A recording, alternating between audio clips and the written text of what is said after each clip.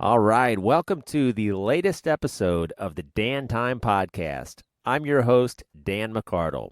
It's great to have you here. I hope you all enjoyed as much as I did last week's episode with DJ Sims. DJ was incredibly open about his story, his childhood, and we walked down some paths that I was expecting and others that I had no idea we were going to cover. But I know it was really important for DJ to get his story out to anyone it might positively impact. And what a big impact he had and is having in Smith Station. I love this guy and can't wait to bring him back on the show. For this week, I reached way back to someone who's known me since I first got my driver's license. I may have carpooled him around. Sean Rockstar Heninger. Look him up on X at Rockstar BHM, as in Birmingham. Sean has been writing and performing music for over 20 years. He's been on recent tours with the Black Jacket Symphony. He produced the hugely successful sports talk show The Roundtable on WJOX FM Birmingham, Alabama. Since 2021, he's also been the producer of the all-digital program The Next Round, featuring the same cast from The Roundtable, Jim Dunaway, Ryan Brown, and Lance Taylor. Sean is a funny guy, and I don't know that he really unloaded on this episode, although you are going to hear a few times he'll sneak up on you. You won't even see it coming, and it's a type of humor that you don't hear every day on the street. So I'm really excited to just introduce a little bit of the Sean that I know and have known for such a long time. I go to great lengths to protect this show from the sounds of small children playing, fighting, fussing, squealing, cats meowing. I try to schedule calls around all these obstacles, and most of the time it works pretty well. But, folks, I'm here to say it's not a bulletproof plan, and as you'll hear in this call with Sean, we were both in a bit of a jam, and I have to applaud him for making it work. I don't think he really had the time, but he made the time for it. Our schedules were tight, and it ended up being nap time for his toddler, which forced him onto his front porch for the call. And we were going to do a video call, which we did, but the audio was a little compromised in certain spots. You'll hear it. It's a little less than ideal, but not enough to really wreck the episode, so I'm not going to worry about it too much. I had my two boys, namely my 2-year-old, trying to beat down the door mostly towards the end. So you'll hear some stuff. Hopefully you get a laugh out of it. I wasn't real crazy about it at the time, but life happens, and maybe you can relate to that as well. There's a video component to this episode, and look for it to appear on the YouTube channel sometime this week. I'm going to give you a heads up. It is raw and uncut, and I don't plan to do a whole lot to dress it up, but I plan for it to be something to build on as I look to add this feature to Dan Time for certain episodes. Okay, be sure to check out The Next Round. You can actually pull it up on any podcast platform, and they've got it broken down into hour 1, 2, or 3, or you can listen live each weekday from 9 a.m. to 1 p.m. on YouTube or Facebook. I'm probably missing a couple other locations you can find it, maybe TuneIn, maybe iHeartRadio. Check it all out. It's good stuff. I listened back when it was the Jocks Roundtable, and it was, I'm not just saying this, the best sports talk show at that time. I mean, we were really spoiled. So go check that out. And let's cut right to it now and get to my conversation with Sean Rockstar Heninger. We've landed here on Sean Heninger. And Sean and I go back, I think we go back to the early years of the Clinton administration, perhaps. We do. At least the mid-'90s. Sean probably remembers my first car. Do you remember the Red Rocket? I do. I remember the Red Rocket. Was it a 2-door? It was 4-door, but it was manual windows. Yes. Manual locks. And heavy high-pitched stereo system that was heavy on the treble. Very heavy treble. You remember that? Those speakers. Yeah, I do. I do remember that. And your brother had a sweet 929.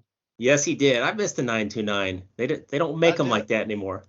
They don't. I remember he had the sunroof and the windows all down one day. And we went to the mall, and a torrential downpour happened, and those cloth seats never smelled the same after that.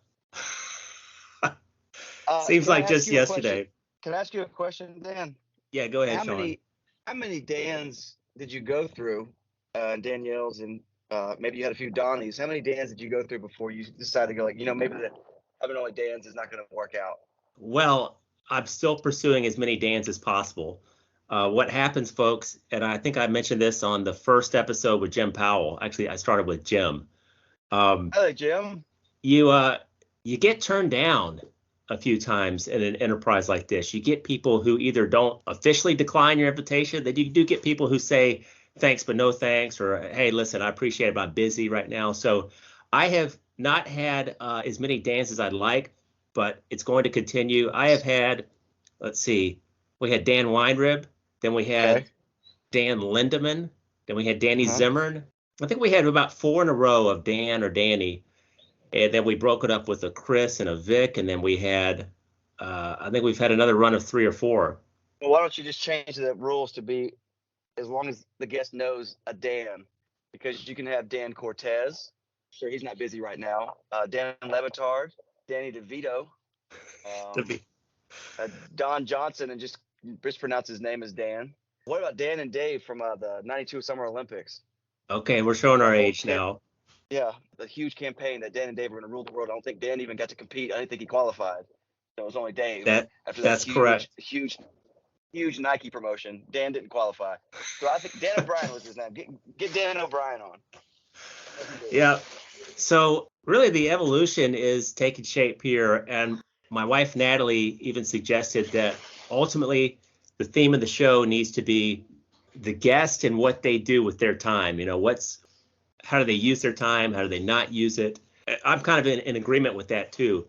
But just to roll it out the gate, I really wanted to stick with something that nobody else was doing. At least I haven't heard of people doing a Bob talking to other Bobs kind of deal.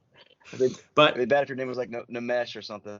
Yeah. And one thing, Sean, I know you probably haven't been listening to the podcast, and that's quite all right. It's probably good that you haven't, because I don't want you to hear it until it gets good. And oh gosh. But it is getting good. It is. I mean, you have a concept and you're doing it. It doesn't matter about the quality of it just yet. It's just the fact that you're doing it. A lot of people say they're going to start something.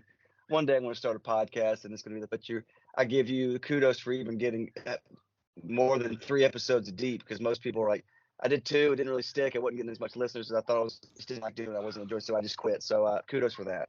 Oh, thanks, Sean. I think that, just to get serious here, sometimes on this show, you have to let people know when you're being funny or serious. But yes, I think people this day and age, maybe people who are younger than us by 10 years or so, they might get discouraged too quickly when they don't see things like the number of followers escalating rapidly. That it's not happening fast enough, and their Twitter followers are stuck at 6 or 22, and they want that to be 500, and it ain't happening. You have to act like that's not even an issue, and just roll out your product, roll out your idea. Well, it's just being in radio and media for the past 20 years of my life, which is insane. You have a lot of people that say that, I'm funny, or people always tell me how interesting I am, and I should have my own show or my own podcast, because like everybody thinks my stories are so funny and my life is so crazy. Is that, yeah, let's plan your first 2 episodes. But what are you going to do on episode 17? What are you going to do on stuff? Your stories are going to run out if you don't have good quality. So that's the thing with me, is I was always concerned that I could do about 3 or 4 podcast episodes on my life, and then I'm like, I'm running out of material. Yeah, for me, what I thought I could count on, because again, to go out and ask Dan whoever, whether he's A-list or B-list or C-list, and to just send that blind email, hey man, I got a podcast called Dan Time, I'd love for you to be on it. You have to factor in that more likely 8 out of 10 or 9 out of 10 are going to either ignore you or say, nah, not so interested. Oh, yeah. And so you need to kind of count on maybe your existing network, which that's really what's carried the show along, which I haven't gone off track. I haven't gone off my schedule, is because there's always people, and it's not just anybody. I make that a point that, everybody our age doing the things that we've done, you know a lot of people, but I won't have just anybody on the show. You got to have a story to tell. It doesn't mean you have to have you don't have to have this endless list of accolades. So I want to make that clear to people if they've been listening and want to be a guest on the show and they're like, well, I haven't really done anything or been recognized for anything. That's okay.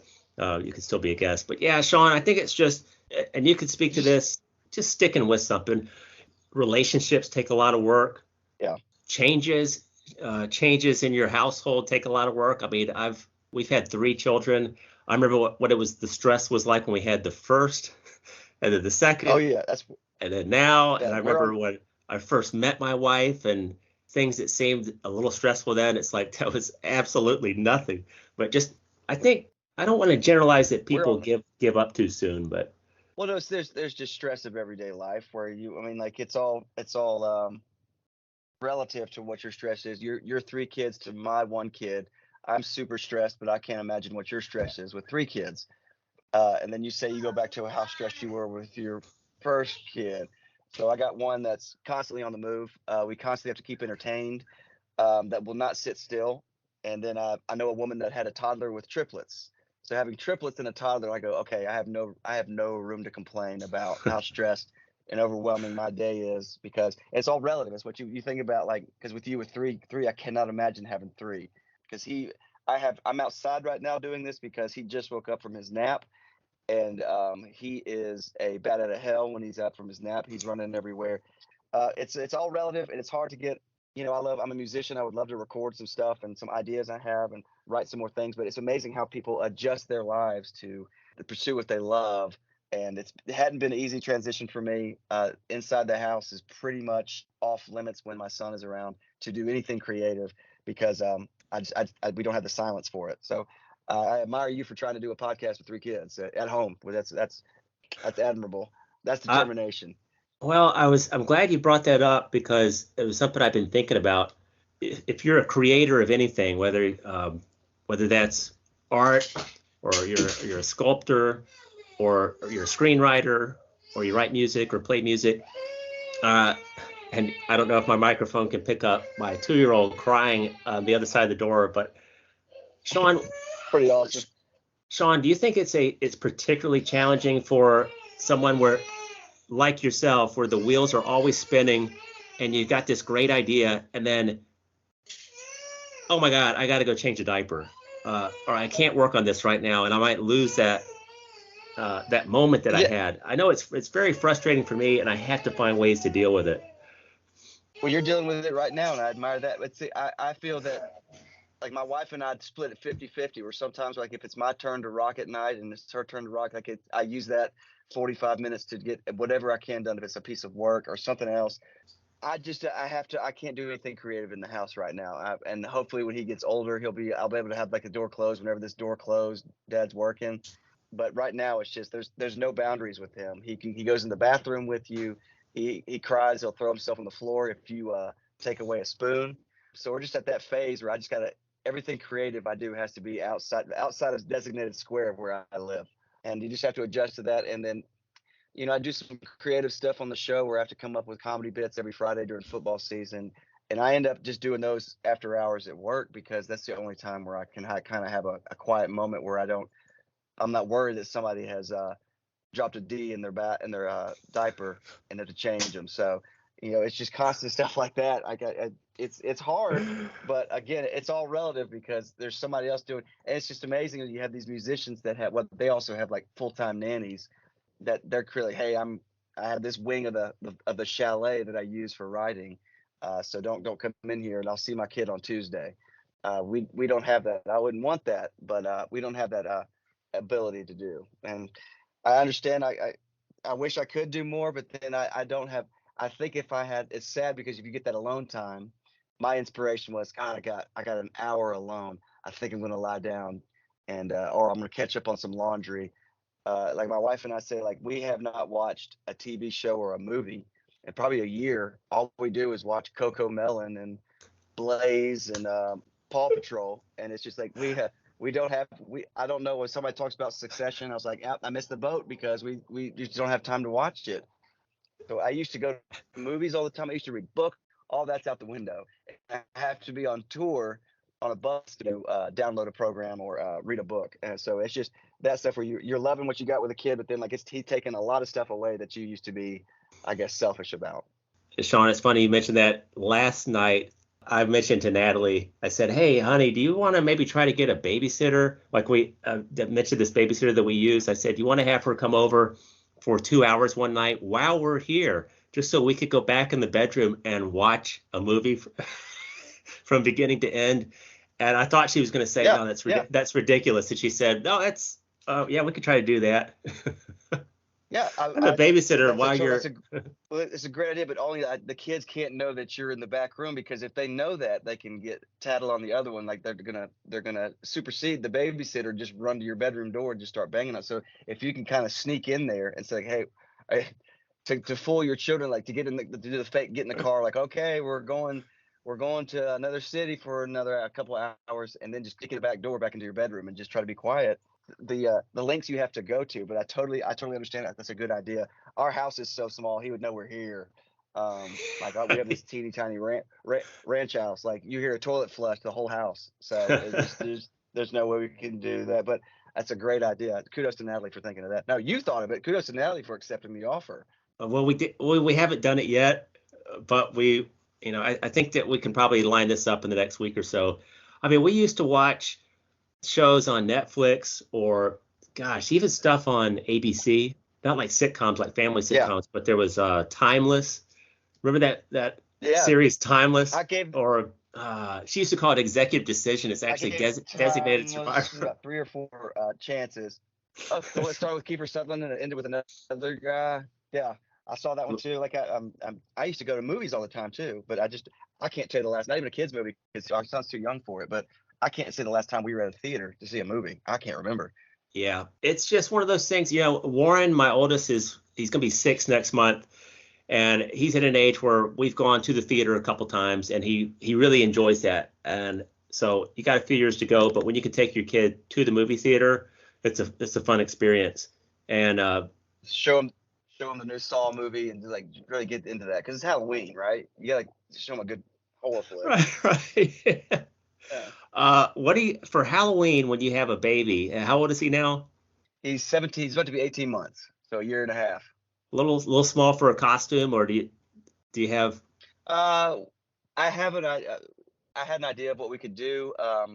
He's obsessed with Cars, the movie. That's one thing we have to watch 6,000 Oh my times gosh. a day. And my wife Nancy got him it's pretty much one of those costumes with a Lightning McQueen where you just like put suspenders over it, and it's just this car that you just like strap onto his clothes. We went to a carnival with that, and then I had an idea where maybe Travis will remember. I don't know if he will, but back in the day, in the 80s, I was a huge Pee Wee Herman fan. I was obsessed, and I got the shout out to Danny right here. I've got a Pee Wee Herman costume from Big B Drugs in Vestavia. The one that was the plastic mask with the rubber band, and it was basically tight. I got the Pee Wee Herman suit, and I was that for 3 or 4 consecutive Halloween. Couldn't let it go. Insane. I grew out of it. Like pants were flood. No, the mask smelled abhorrent. All that child breath that's been in it. And so I decided, since Paul Rubens passed away earlier this year, I thought it'd be great if my son and I dressed up as Pee Wee Herman.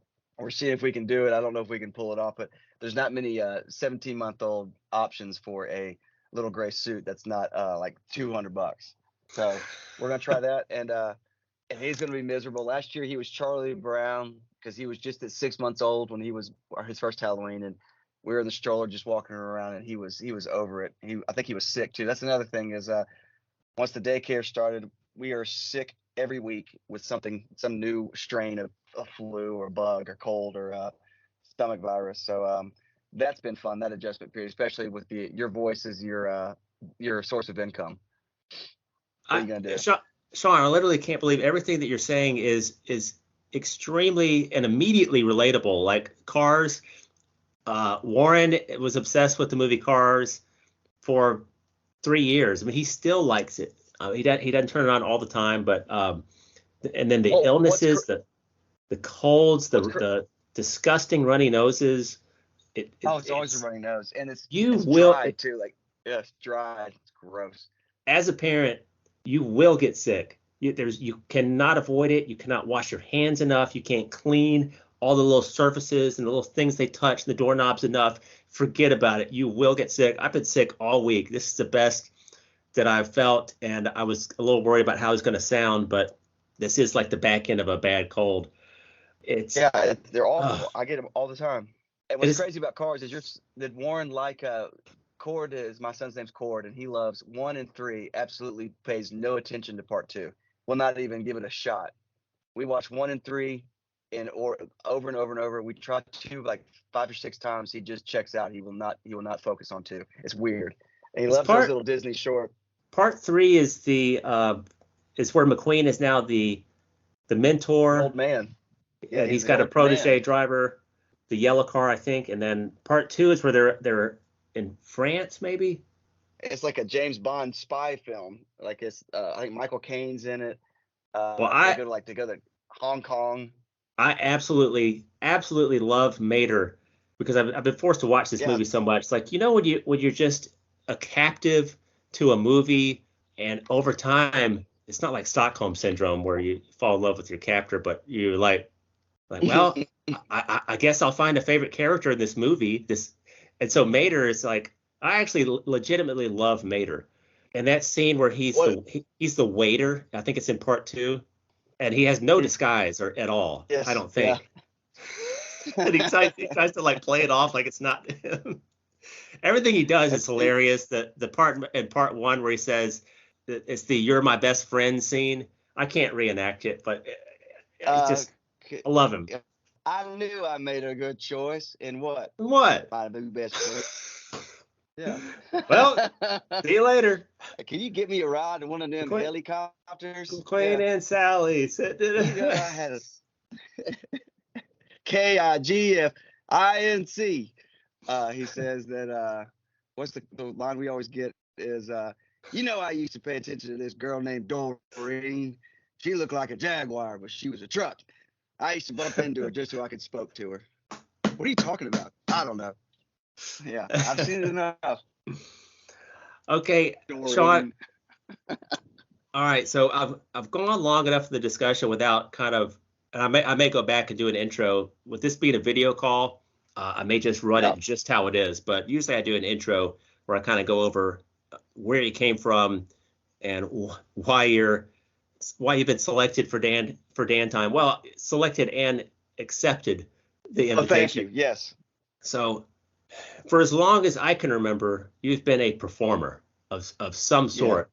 Does it go back to like 5th grade, 6th grade, where you've had an interest in music or getting on stage and acting? I mean, did you do talent shows, things like that? So it started when I was a kid, and we lived in a neighborhood that didn't have any. And so I've never in my life had a time where I want to get on my bike and go to so-and-so's house. So my wife corrected me at the time because I always said that when I was younger, I didn't have a lot of friends, like really young. I played with myself. And she said, you need to correct that. You played by yourself. I was like, oh, okay, the whole time. So I always said that I always played with myself. I would reenact a movie and I would be the bad guy and the good guy. And I had a little teeny tiny boombox that was like a hand-me-down from my brother that was a cassette player. And I remember I had Guns N' Roses, Use Your Illusion 1 and 2 on cassette. And I would just sit in my bedroom and play that, side 1 to side 2, and just try to sound like Axl. And then my brother's high school girlfriend, her mother at the time gave me 4th grade Christmas as like a stocking stuffer. And I immediately went to a shift. I did not care about Guns N' Roses anymore. I was solely focused on Pearl Jam. And then I would just sit in my bedroom, track 1 to 11, and just sing every song and just like run around my room, picking up toys or something like that. And I never really thought about performing, but not in reality until like middle school when John Hunter, one of your brother's friends and my friends from middle school and elementary school, he said that his band was going to be doing a talent show, and we did a Red Hot Chili Peppers song. And so that's what really got me into performing. And it was just so interesting that I was never ever really, I remember I forbade my parents for coming to that performance because we did the Pizitz Middle School assembly. I don't know how we got that gig, but my first gig was in front of like 600 students. I never got nervous. I was anxious about like I'm ready to do this, like, but it was never like I gotta turn around. I can't. Again, back to playing by myself. I would always just do voices and just entertain myself with doing voices. And to this day, a few years ago, this is probably 10, 15 years ago. I was getting some kitchen work done in my kitchen in my townhome at the time where I was living. And I had given put the key under the mat because they were going to come in super early, start doing this demo stuff in my kitchen, like replacing a countertop. And I had work that morning. I totally forgot that they were there. And I'm upstairs in the bedroom getting ready. I live alone. I don't have anybody with me. And I'm going into this Scottish accent back and forth, just being a Scottish guy, another guy. And I'm going back and forth with myself. I walk downstairs and there's two guys in my kitchen. And so the only thing I can think of is like, oh, I'm sorry, guys, if you heard all that. We just got a bit of a leap in the argument. I know what to do, but like that was me. If nobody was there, I do it in my car. I just talk to myself and do different impressions. And so that kind of paid out when I got into radio in 2003. 2 years of that before they started saying like, hey, would you be willing to do a bit for us? It blew up from there. I've always been a performer to myself. A performer to no audience. That's what I was always used to. I love it, Sean. I never really knew just how long you were a producer on WJOX 94.5 FM in Birmingham, a Cumulus media station for the Jocks Roundtable. I mean, people outside of the Birmingham area do not realize how much of a staple this program was. I think it was a 3-hour show, a 3-hour morning. Well, it started when Lance started it. It started as a 1-hour show because Wimp Sanderson did not want to do a 3-hour. He had a show with Sonny Smith, and he did not want to do a 3-hour show. So they said, well, 2 hours, but we got to kill 1 hour because we have 1 hour programming. And so Lance was like, I'll do a show by myself for 1 hour. And so I came out about year 2 of the Roundtable where they stretched it to 2 hours. Then it was to 4 hours. We replaced Feinbaum when Feinbaum left for ESPN, our SEC network. We did his slot, and we were not successful from that 4 to 7 slot, or 2 to 7, and then 2 to 6. And then we went to 10 to 2. Then we went from 6 to 10. So I woke up 4:30 in the morning for about 15 years. And we were on every time slot. So it was interesting. And then we started our own thing called The Next Round. We started that in 2021, and we've been going strong. And started our 3rd year. It's crazy. It's just remarkable, Sean, and your involvement in a show like that, to be in your early 20s for a number of years unbroken, to wake up at 4:30, or did you say to get there at 4:30? No, get there around 5:15. But get up at 4:30 and go to work. It was just, well, also you got to consider this. When your show's over at 10, you can be home by 11 to take a nap. And being a musician and playing like at that age, I was playing bars a lot. So playing at bars till like 1 a.m., knowing like I got to get up in 3 hours. That wasn't fun. That aspect wasn't, because you always look forward to, all right, about 11:30, I'll be able to go home and take a nap. Just keep that in mind. 11:30, you can go home and take a nap, and I sleep till like 2 or 3. So it wasn't very healthy. It wasn't a very healthy lifestyle, but it got to where I am now. So never in my mind did I think, if you ask my 4th grade self, you think you're going to be in sports broadcasting? Like, no, absolutely not. I got into sports broadcasting. It's just a happy accident. Sean, and the audio's cutting out a little bit. I know you're outside your house, but are you on the far end of your modem location, or are you closer to it? I'll get closer to it. The sun is beating my fair skin. There we go. We should be good now. Yeah, but I remember I've known you since I was 16 or you were 15 or around that time period, and then into our early 20s, and I would see you at parties at somebody's house, and then it's midnight or something, and you're like, hey guys, I got to go. And at the time, I didn't see what all was going on and why you were putting in the effort, why that was what you had to do. I was over here and you were over there. I didn't always see you. But one thing I did notice was you didn't get involved in the drinking, the drugging, the smoking, none of that stuff. And no, I've never had a drag of a cigarette in my entire life. I think I passed that test in 7th grade. A bunch of people were spending the night at a friend's house, and I remember we snuck out of his bedroom his bedroom in the 2nd story you could get onto the roof by just going out of his window. And we went on the roof, and somebody had one cigarette from their brother. There was like 6 guys, and they were like taking drags. And I just remember that day so vividly, because that was the day I was like, no, I got such peer pressure to just do it, and I didn't do it. Never had any illicit drug. I've drank probably 3 times in my life. I just never really got into it. I don't know. I just never got into the peer pressure of it. So I'm glad I never smoked, especially being a singer. And I saw a lot of my high school friends addicted to cigarettes. And I guess now the cool thing is to vape. So I never got into the vaping either. Yeah, well, kudos to you, Sean, for staying strong. Yeah.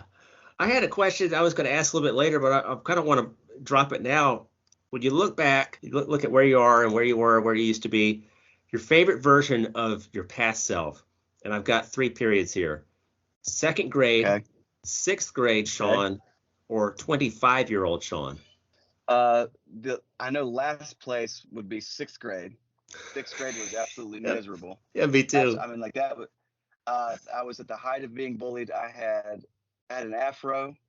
I had really bright red lips because 8th graders would always make fun of me at PE for having said I looked like I wore lipstick. I had fat cheeks and rosy red cheeks. I had buck teeth.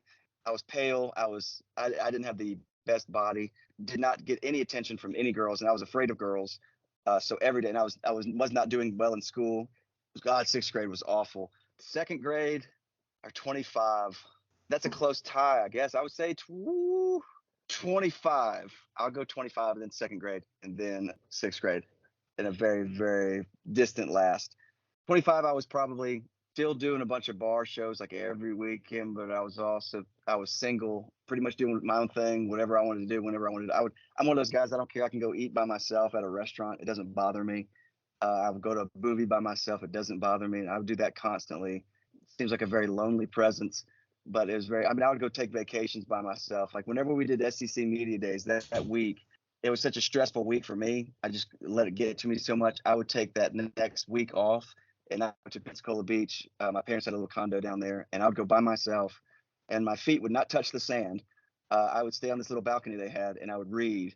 And the only time I'd have any human interaction was when I'd go downstairs and get in my car and go to a restaurant and talk to the waitress or waiter to get my order. Then I go right back to the condo, finish that book in bed, and go to sleep, rinse and repeat for 3 or 4 days, and it was awesome. But that was my idea of like just a perfect vacation. Just turn off everything, no cell phone, just sit there in silence. So 25-year-old me, by 2nd grade me was I was a very emotional kid. So no, let's do the 25. What about you? Out of those 3 periods, well, 2nd grade was not a fun year. My parents moved us to Florence, Alabama, and enrolled me and my older brother in Catholic school. And Oh wow. mid in the mid 80s, Catholic school, it may well have been like Catholic school in the mid 60s or mid 50s. I guess it hadn't changed a whole lot. It was such a cold, drab, uncaring, unwelcome environment. Oh, I had just come geez. from a school system in Northern Virginia that was like on the cutting edge of trying out new teaching methods. And I mean, I had a blast in kindergarten and 1st grade. I don't remember a lot of stuff vividly, but I remember my teachers, remember their names. I kind of remember their images. And then, so, you go from such a progressive atmosphere to a small K through 12 or K through 8 Catholic school in 2nd grade. And I just remember being in class sometimes crying for some reason, whether I didn't understand something or I needed help tying my shoe and nobody would help me. And my teacher would Oh, act your like I uniform was, was too tight. yeah, or I had to go to the bathroom and they'd say, no, you don't. You just went to the bathroom. I was like, no, I have to go again. And instead of, you know, instead of being consoled, my teacher would treat me like the disruption that I was for her lesson plan. And I hate is a I get strong that. word, but I definitely forgive that teacher. But I have no warm feelings about that school year. Now we did have some. It was Florence. It was 1 year in Florence, Alabama. We had some fun neighborhood friends. But 6th grade, I got to relate to you on that. I don't think that your 5th grade teacher really primes you. Maybe they do now. They don't. I mean, when you're about to go to like either a 7th or 8th grade school, which we have here, or a 6th, 7th, and 8th middle school, they don't. No one really says, "Hey, listen, it's gonna be pretty rough next year." All they tell you is that it's gonna be Yeah, exciting. You're gonna get to change classes. You get a locker. And so I remember the yeah. summer after 5th grade, going into 6th grade, I was fired up. I was like, "Wow, I'm gonna be a big kid." In middle school, and man, did my world come crashing down. Oh, just The my first appearance, impression. I Yeah, mean, me first. at that age was a sight to behold and a sight to So make fun of. so I think a lot of us are like. I just remember my first impression of how excited that PE you got to wear a uniform, you got to wear shorts and a shirt, t-shirt, and I remember they was like teeny tiny lockers, and you put your little uniform in there, and which is crazy to me that your second period I'm going to be running around playing football, smelling like ass, and then I go back into a room and spray speed stick on and go back to math class and go on to the rest of my day. But I just remember that the rule was every Friday you got to take your uniform home for the weekend and wash it, and I I would did that. say 0.3% of people would do that. So that this to this day, smell is one of the biggest memories you have, sensory memories you have, and just I can smell that locker room of just BO and speed stick. stick, yeah, right guard, and how I was to change in front of people. I remember I made the mistake. Here's a first for you, Daniel. I saw that some boys were wearing boxers, and I was like, I was always wore tidy whities. And I remember going to my mom one day. This is like sixth grade. I saw seventh and eighth grade boys wearing boxers when we were changing it in PE. So I said, I want some boxers. So my mom went to Parisian, I believe it was at the time, and got me some boxers. And I didn't know how they worked. I never asked questions. So I just put You on know how tidy they whities worked. and I just put tidy whities on and put my boxers over my tidy whities. And then I think somebody noticed when I was changing for PE that day because I was super impressed that I had my boxers. So I probably changed a little slower that day. And somebody saw my little Fruit of the Loom waistband coming out of my boxers. And they're like, what are you doing? I was like, what are you talking about? And I'm like, I got ridiculed for that. So sixth grade was absolute hell. It was tough. Yeah, I don't miss that, and I guess it's a rite of passage. I mean, I Oh, you have hope to that go through it. It helps you understand a lot of kids that are bullied and everything. Like, well, I suffered not even like a small amount of what I got in compared to what a lot of these kids get. So it's just like it makes you understand and have empathy for some kids that are what they're going through. So I'm glad I went through it, that I got through it and everything. That didn't make me, one of these ones that I had been vindictive or had vendetta against all these people that were mean to me. It's just that's just part of it. It's part of life. But I'm sure a lot of bullies these days feel like I was such a mean kid in middle school. I can't believe. Hopefully they realize their ways and like just the regret they have is like, man, I used to be really mean to that one kid just every day for no reason, just because he had glasses. I yeah, didn't know. in I didn't my mean I'd get too emotional on you. no, Sean, I actually probably in my early 20s I ran into a couple guys that were not very nice to me in 6th or 7th grade. And at least one of them, one out of the two, it seemed like he was still carrying, he had that cross to bear, I guess. Yeah. And you over time you realize that there's a reason why kids aren't born bullies. They are lashing out either at they have an abusive father or a verbally Yeah. abusive mother, or they've got an older brother that's given them the treatment every day, and so they're taking it out on somebody. So there's usually a source for it. At the time, you don't understand why someone's being so mean to you.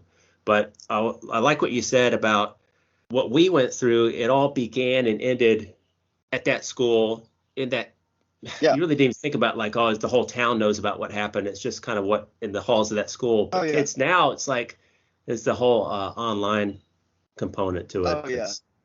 Oh, just knowing that, you think you're friends with somebody and then you see on, I don't know, TikTok, Facebook, that six of your friends are having a spend the night party and you're obviously not invited or something like that. So I'm sure that's got to cut Yeah. in a different way to see or just see these kids that like you're being left out of something when they're just bragging about it on social media, or then they could bully you on social media for the whole world to see that you peed your pants one day or something like that. I just can't imagine that, like the level of embarrassment that happens to kids these days. Mine was strictly to me and probably like four other people in the room that saw it, and then that was it. But again, it all goes back to it's relative.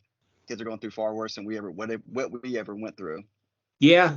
And hopefully they have good parents or good adult role models. I didn't really have coaches so much or other adult figures outside of like my own dad that Yeah. could kind of give me some moral support or say, hey, you'd be all right, kid. Like I didn't really have a lot of that going on. Yeah. But when my kids, they'll go through some problems, but what I would like to be able to tell them when they hit those middle school years is there's a big wide world out there, and you're going to see in a few years once you graduate.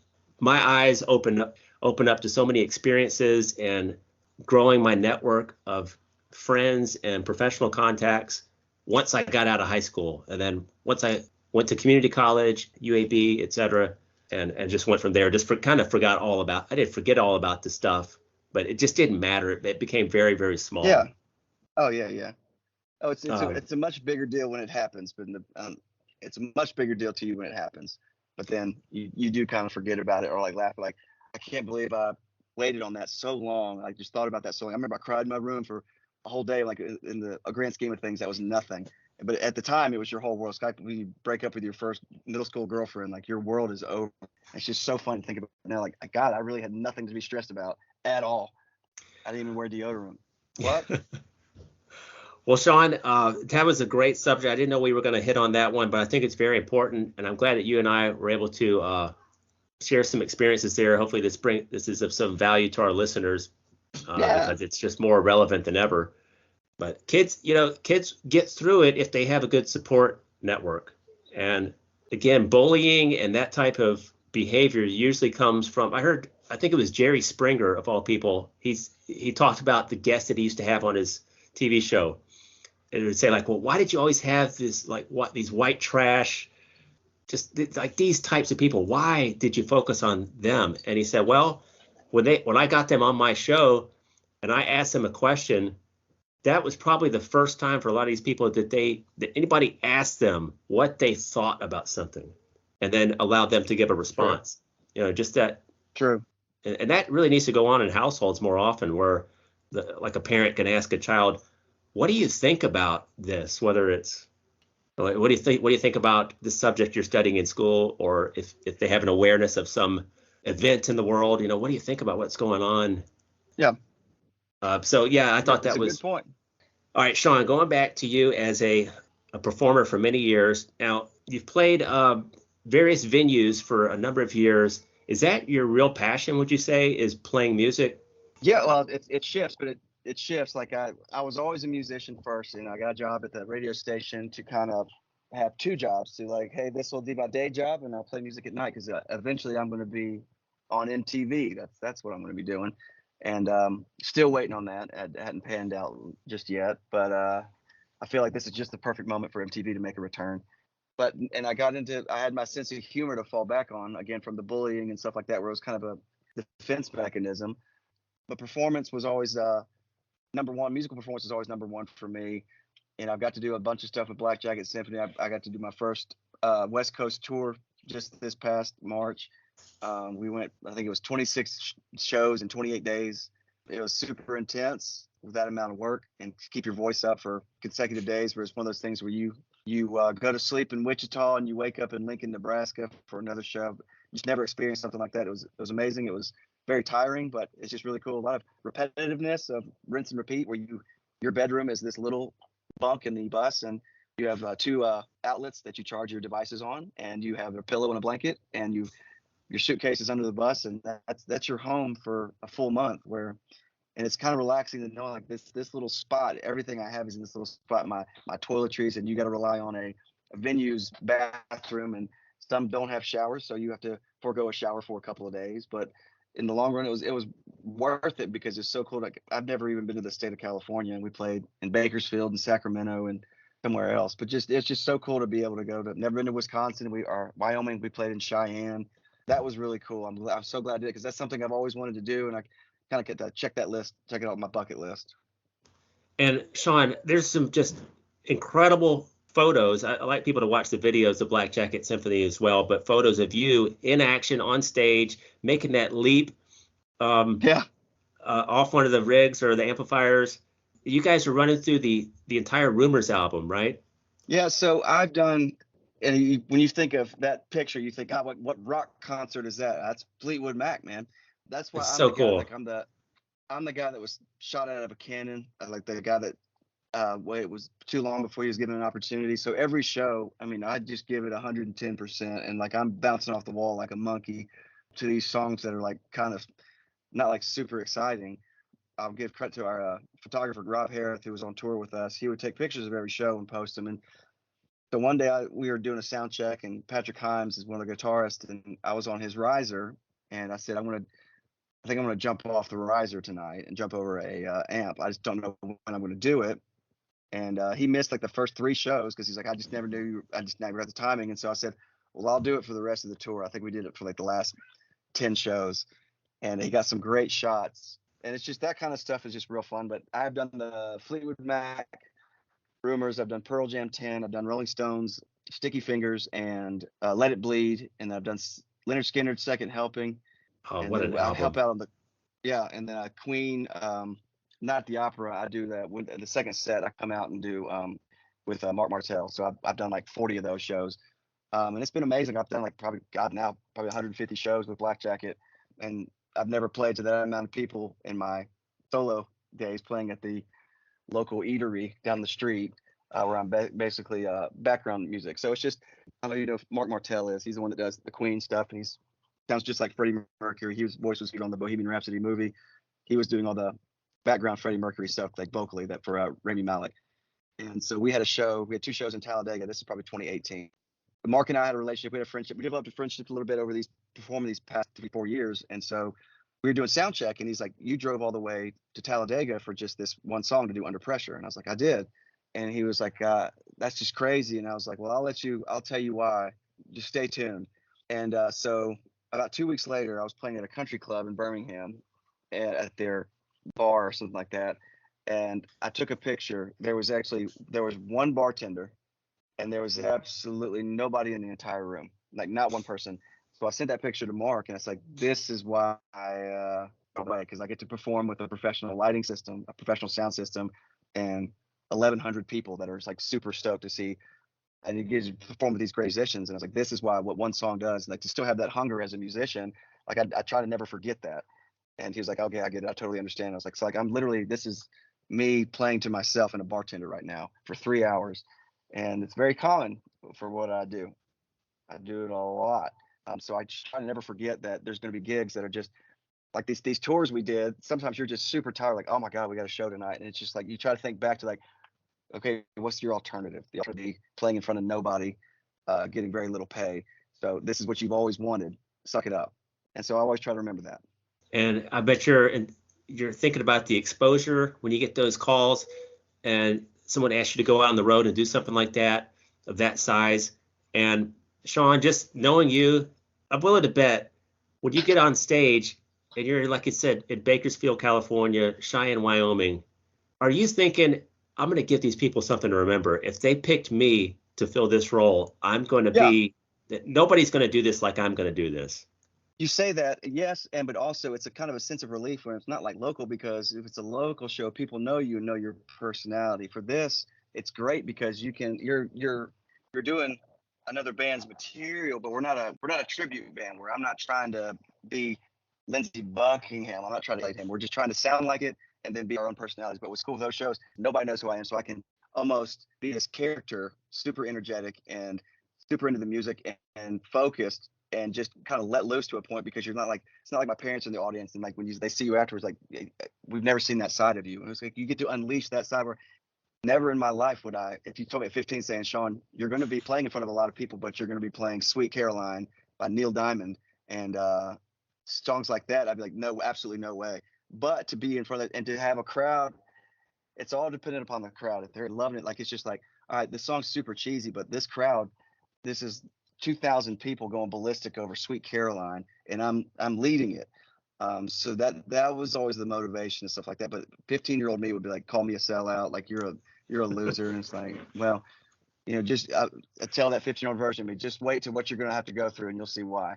But like no, it's just that kind of stuff is it's great to be somebody else to have develop another personality. There's a performance version of me, and there's a everyday version of me. So I think that's fun to have both of those to scratch that itch. I love it. Damon Johnson from Brother Kane, I remember several years ago, maybe it's been 10 years or more, when he got the call to be the bass player for Alice Cooper. And you're thinking, wow, he's got a pretty good thing going on, either with his solo career or Brother Kane. Maybe not like a huge star, but you get that call, and whether he even liked most of the Alice Cooper catalog, which maybe he did, you just can't, how do you turn that down? Or there's another Leonard Skinner bass It's player, Damon Johnson. Damon Johnson. Okay, yeah. Damon Johnson. He was on our show a while back ago, and he's playing with Thin Lizzy, and he's playing with Leonard Skinner, and it's just like you can't not take those calls. And he was playing with Alice Cooper for the longest time, and then they reached out to Skinner, and he's been with them. So it's just that 16-year-old version of you that's like, oh my God, I am now playing in one of the most legendary Southern rock bands of all time. It's surreal, and of course, he wanted to be. I want to be known as Brother Kane. I want to be an original artist, but sometimes the road takes you in the other direction. And Damon is a super nice guy. I've always loved him. He's always been friendly man to me. Big inspiration for that Brother Kane Seeds album. I wore that out in 7th grade. So it's just I love to see the success that he's had. He's got a. Do you remember the CD warehouse days when I was Oh behind the yeah. counter at the music store? Oh yeah. He put out a solo album back then around 1999, 2000 that I've got on Apple Music Yeah. now. It's got some great tracks on there. There's I think a reworked version of Got No Shame. Oh yeah. But that's what put him on the map. Has Got No Shame. That great Topper Price playing harmonica. all right, let's just follow up on this end. I kind of remember your early influences with Eddie and Pearl Jam, and who have you loved for since your teenage years, and who have you picked up on that's like, who are some musicians or bands that you're a big fan of? So it all started with me musically. I've told this story. The first cassette tape I ever had was Eddie Money in the single Walk on Water. So that would be 1st grade for me. I think it was 87, 88. I had that, and that's what really opened my horizons to singing and being obsessed with music. But Pearl Jam was always number one for the longest time. I loved the alternative scene. I loved the Chili Peppers, Metallica. I don't give a lot of new musicians a chance. It seems like I really don't discover new musicians. I don't listen to what's hot on the radio on Sirius or satellite or anything like that. So I'm still stuck because of Spotify and all these things. You can just make a playlist of stuff you grew up on, you've always loved, and it's just hard to be exposed to newer artists because it's my fault for not just giving it a shot. So it's pretty much stayed the same. I've been doing these Rolling Stone shows for the Black Jacket Symphony. I've opened my eyes to a bunch of Rolling Stone stuff I've never really even paid attention to. Like there's a song called "I Got the Blues" on Sticky Fingers. That's easily probably one of my top 100 favorite songs of all time now. Wasn't even on my radar. And same thing with Leonard Skinner. "I Need You" from Leonard Skinner on Second Helping. Oh yeah. That song was never on my radar. And the first time when we covered it, I was like, God, this is a great song. And so stuff like that. And these songs are 60, 50, 40 years old.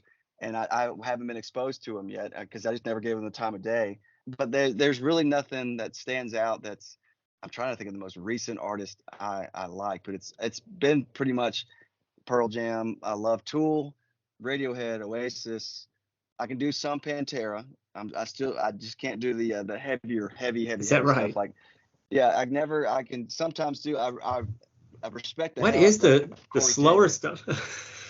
I'm like, what is the No, I'm what is talking the slow stuff? This Pantera. love, first half of This Love. Pantera. Well, my point is, Pantera is more of a melodic. There's still a melody in there. Now, when it Yeah, comes to you're right. bands like Cannibal Corpse, I can't get melody out of that. There's super talented musicians and speed shredding guitarists and everything, but it's just everything's speed. And with Pantera, there's still melody, and the guitar solo is not super fast to the point where it's just like they're putting the song on fast forward. Cemetery Gates. I could see you. I would actually love to hear you sing. Not now, but at some point. Sean, I also remember that you covered, and maybe this hasn't been in the set for a long time, but Metallica's "Mama Said," which a lot of fans are well past that song or have just barely heard of it. It's this experimental track, I guess you'd call it that they dropped on the Load album. And Load was so out there anyway. I mean, it threw people either loved the Until It Sleeps, King Nothing stuff, or they were like, oh, this is nothing compared to the old stuff. But you had to get deep into the album really to hear Mama Said. And you know, I was kind of in tune with a lot of hardcore fans at that time, and people hated Mama Said.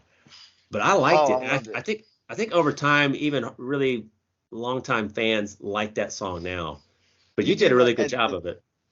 Thank you. I did on Reload too. That's for Metallica. I'd always go to the slower stuff because it's like this is so out of their element. So I'm interested and on Reload, I absolutely loved Low Man's Lyric.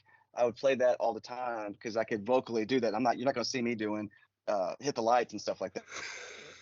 I got to be able to play slower stuff. And I absolutely love their version of Low Man's Lyric. And then where I stopped, I've listened to the newer album. I listened to Death Magnetic and all that stuff. I could not get into Saint Anger no matter what. I can't go back to it and get into it. Saint Anger is just too much. It's just I don't. It's like we're trying to prove a point where Kirk said I don't need to play guitar solos anymore. You know my ability. And it's like, I'm sure they've got to admit now that God, that was probably a mistake. That wasn't our greatest effort. But no, I've always respected Metallica for doing it for 40 plus years is super intense. And they're just touring. They just work nonstop to be touring nonstop, like Bob Dylan and Willie Nelson. Just be on the road nonstop. It's just, you gotta admire that. Now, one thing, I had Dan Harrison on the show a couple weeks ago, and he's a Nashville-based country music singer-songwriter. I really like what he's out there, what he's out there doing. The door's knocking now, my 2-year-old again. But I think one thing he alluded to, you always hear the road's tough, the road is hard, that sort of thing. How much of it is just being so out of control of the food that you want to eat, that you'd rather be eating instead of putting this into your body, and like eating those Goodyear tire omelets at the Hampton Inn or whatever? Were you eating the continental breakfast stuff? No, we never stayed at a hotel. Everything was on the bus, and usually you get a catered dinner at the venue. It's not like steak or anything, but it's a nice meal. We have lunch meats and deli meats on stuff and sandwiches and stuff on the bus if you want to save money, or you could just pull up Google and say, hey, what's within a quarter mile walking distance from the venue, and just like, hey, there's a burger place or a pizza joint, and you get like 3 or 4 guys from the band, like, hey, after sound check, do y'all want to go eat lunch here? And we do that, and like that's just really cool. And like we didn't have time to go see the city, so it's like whatever is within 10 blocks of the venue, let's go. Like we played in Dallas, Fort Worth, or we played in Dallas at the House of Blues, and it was probably 10 blocks from Dealey Plaza. So a bunch of us went there because I'd never been there. So we went there, and that's cool to see. And then we went to San Antonio. We were like half a mile from the Alamo. And I was like, I've never seen that. So let's walk over to the Alamo, that kind of stuff. And then you just eat on the way. So it was never we just never had the hotel life where like you're thinking about bands when you first start, they're in a Sprinter van. And like, hey, we have exactly $200 between 5 of us all day or for the next 2 days. So we got to spend accordingly. We got to sleep on the van. We got to sleep in the van, or we got to get one hotel room for one person. So I've never been through that struggle fest. So I can't imagine. And you do have like Metallica. Yeah. Metallica. The dollar menu. All these bands have, yeah, the dollar menu. Yeah. And just like going to a buffet and just like, we're just going to stay here all day. But I never had to go through that. Thank God. Not yet. So, but yeah, the tour was great. Had a lot of quesadillas. Albuquerque, New Mexico, Phoenix, Arizona. I remember if you had to ask me what I had the most in that tour, I would say I probably had 28 days. I probably had 20 quesadillas. I'm a creature of habit. Once you got started on them, hey, this is good stuff. I'm sticking with it. Yeah. Oh yeah. Well, it's like I'm just a creature of habit. Where it's like this taste. I'm familiar with this. I'll just order at the next restaurant. I'm not going to be the guy that's ordering sushi. Nope. Okay. Well, Sean, we have covered a lot of ground here today. I usually try to pepper in so many funny questions. I may only have a couple here. You may have to get back to daddy duty, though. We can do it again.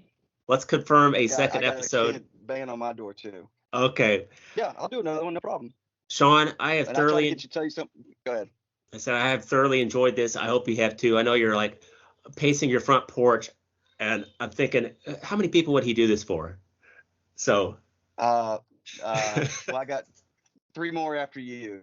3 more. No, I love you. I love the Danimal.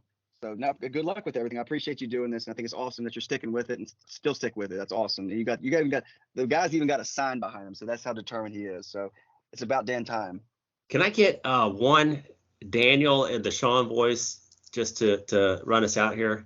You remember that little Daniel.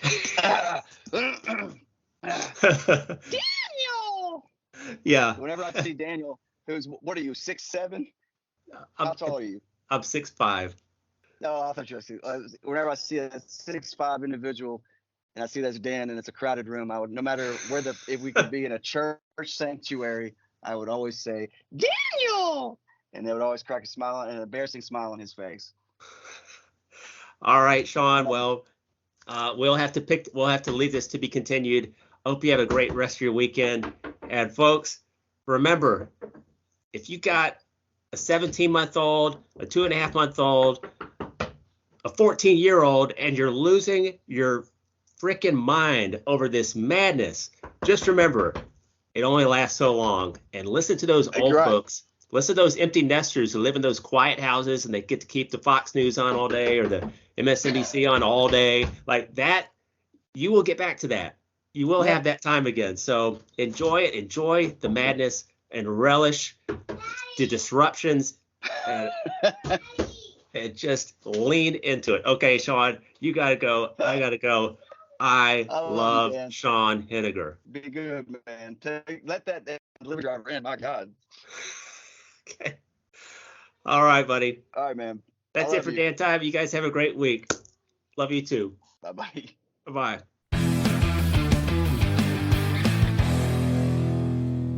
Hey, if you love that episode, tell a friend about it. I think every show probably asks you to leave a review, leave a rating, and I appreciate it if you do. But if nothing else, just talk about Dan Time. It really helps the visibility of the program. Send someone a text about it. You can find Dan Time on all the social media pages except maybe TikTok. And you can also reach me at dantimepod@gmail.com. Thanks so much for listening. I'll see you next week.